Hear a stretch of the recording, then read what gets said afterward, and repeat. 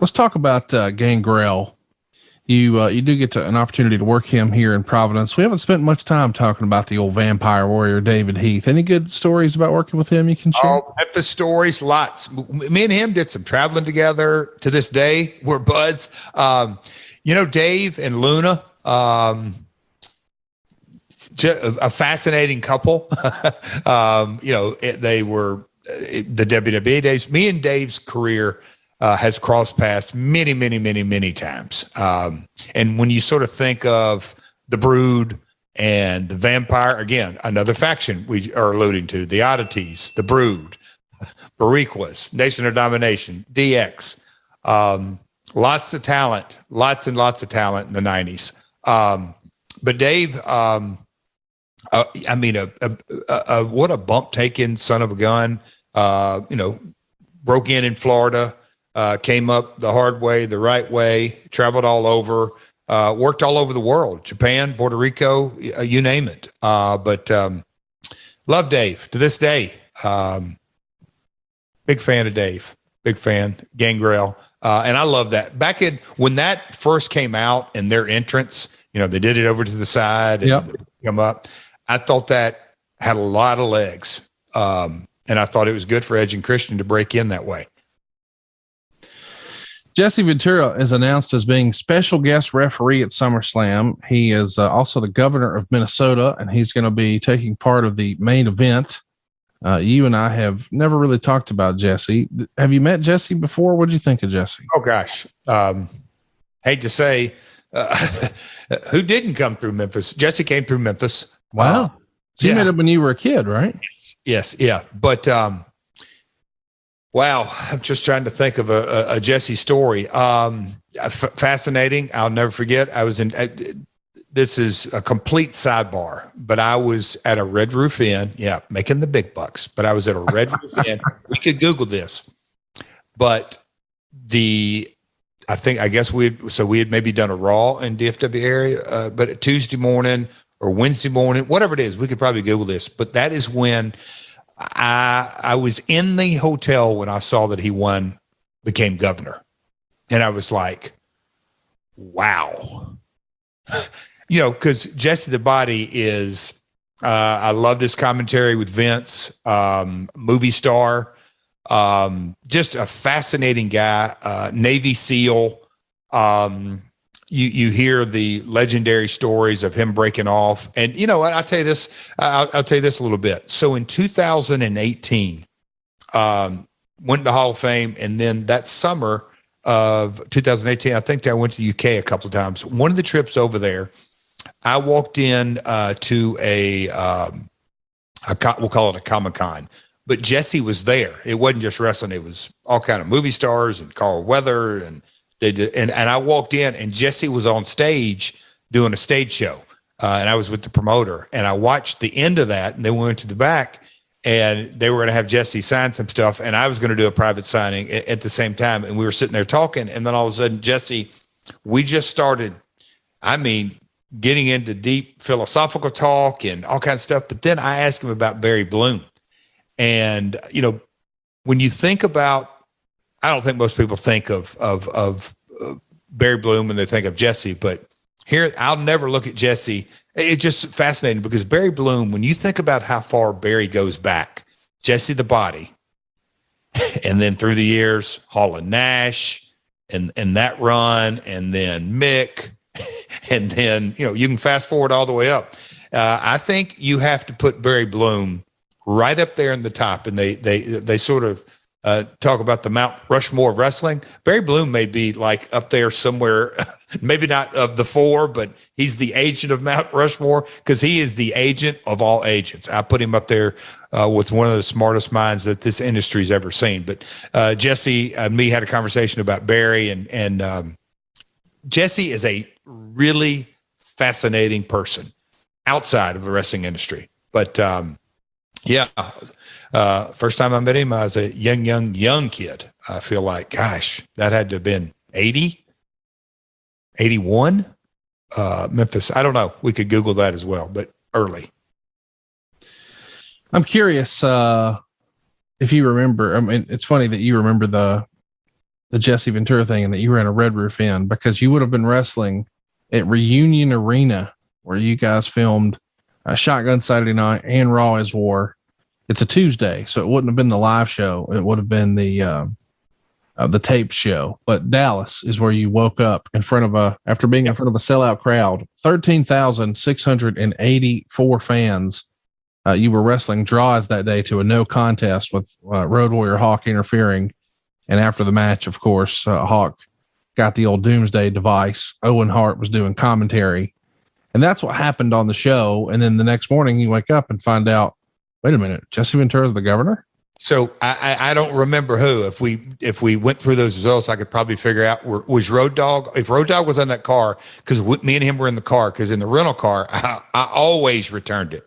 Road Dogg was there on Goldust. Not Goldust, but on Raw you wrestled Goldust. But on Shotgun Saturday Night or Sunday Night Heat, whatever it was, Road Dogg was on that same show. Tagging we were traveling together, but I always returned the car. But I remember me and him talking, and I'm like, dude, this guy, this isn't like county commissioner or mayor of a small town. He's the governor of Minnesota. I was just fascinated, and I'm like, that is hats off to him, man. Renaissance man. He's a Hollywood actor. He's one of the greatest color commentators. You talk about JR and the King and Bobby Heenan and Gorilla Monsoon, but Vince and Jesse had a dynamic that was just unique. I remember to this day watching Saturday night's main event before I broke in, those kind of deals, just really, really good. But the body, all those years later, come back, the governor, and he's just think about the storyline that goes into this SummerSlam. He's the official, and they set it up by obviously Vince being a ref and Shane coming in and being a ref, and all the setup is wonderful. It was pop culture to have one of the governors of the United States in a wrestling pay-per-view. Pretty cool. Pop culture, to say the least. Let's keep going here. You're back on the road with D'Lo at the Meadowlands on July 31st, and then you're down to Doswell, Virginia for a Soul Show at an amusement park. Washington, D.C. with D'Lo on August 6th. That's going to draw 15,356 fans. And man, this is not TV. These are just house shows, and they're unbelievable. To Detroit, and then you do the St. Louis Arena for a live Sunday Night Heat, back when they did those things. Val Venus and D'Lo are going to be going at it for the Intercontinental title, and you wind up as guest commentator. What do you think about that as a storytelling device, where you've got the pay-per-view opponent doing commentary on his opponent and the champion who's wrestling another guy? It allows an opportunity for you to sort of get your heat and tell some stories and do it outside of a wrestling ring. I kind of dig it. What do you think? I've never been a fan of it, candidly. Really? Why not? I think it's, and I know that wrestlers are, it's what we do. We do promos, but I think there's a real art to play-by-play in color.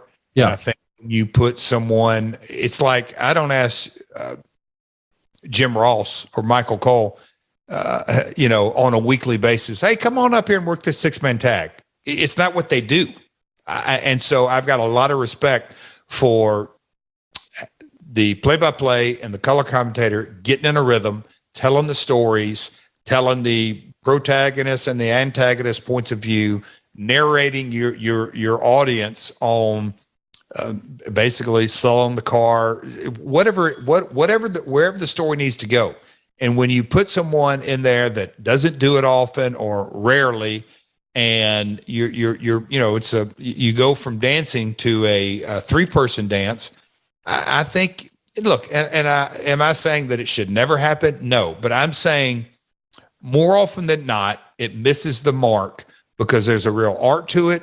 And I think you can get just as much mileage out of it. That give the match, let the commentators do what they do.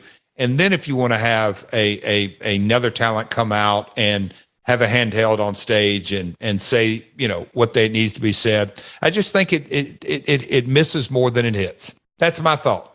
I'll get off my soapbox now. No, I like when you get on your soapbox. I mean, we get to learn something, and I appreciate what you're saying that it does take a skill, but I think it allows us as wrestling fans to become more invested in whether or not we like or hate that guy. Mhm. What I'm more interested in is, are you being produced by Vince? Are you wearing an earpiece for this? Is he screaming in your ear like we've heard so many other horror stories? Or do you just get like a coaching session beforehand before you go out there? Or are you really just, operating without a net? So and I don't know is this Worcester, Mass? I think you're in St. Louis. Okay. All right. One time at Worcester, Mass, Vince was screaming in my ear so loud, I could not hear myself think. And I literally froze and didn't say anything, but I could hear him say, "Are you just going to sit there and say nothing?" I mean, it's not easy. God almighty. But yes, he's in your ear. I don't remember specifically who was there, who wasn't there on this St. Louis show. That's why Worcester was when, that was a rough go of it. And to me, and I don't remember this either, but if somebody's going to sit in that booth, and look at TNA, I didn't mandate much, but if someone was going to sit in, I always was not a big fan of it. But if you're going to, I always made sure Mike Tenay and Don West had the talent. They got them, pulled them aside. They went through their points to not script, but just say, all right, how are you going to bounce this hot potato around? Because you got a 4 or 5 minute match. And as a part of that 4 or 5 minute match, you got to go around the horn 3 times. What are you hitting? And I want the talent to feel comfortable, not so much Mike and Don or the play-by-play in color. I want the talent to say, all right, this is when I'm going to join the dance, and this is what I'm going to lay out. Because nothing worse than announcers talking over the top of each other. It just doesn't work. JR and the King, they knew when one was zigging, the other was zagging. They I don't say they never, but if they did, it felt organic. But I think that, again, there's an art to doing it good.